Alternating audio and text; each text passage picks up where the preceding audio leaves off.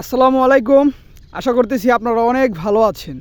তো আজকে অনেক দিন পর একটু গ্রাম অঞ্চলের মতো এরকম একটা এরিয়া, তো এখানে হাঁটতে আসলাম। আমাদের এটা গাজীপুরের ভিতরেই পড়ছে, গ্রাম বললে চলবে না, রাস্তাঘাট সবই আছে, কিন্তু আমরা যেই সাইডে থাকি ওই সাইডে লোকজন আছে, কিন্তু এই সাইডে অনেক লোকজন কম।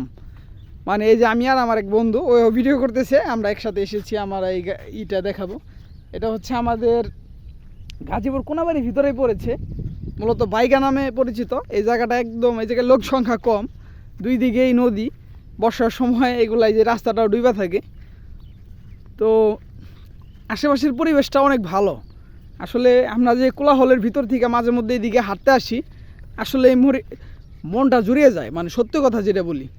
তো এরকম পরিবেশে সবসময় মনে হয় এরকম পরিবেশে থাকতে, কিন্তু আসলে কি করব, বাসাও যে হয়তো যেহেতু কোলাহলের ভিতরে থাকতে হয় এইখানেই।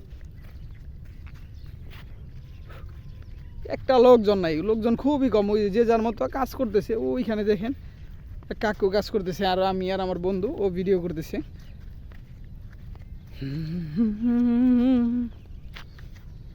চতুর্দিকে পানি আর পানি, মানুষের শাকসবজি চাষ করছে, এগুলোই।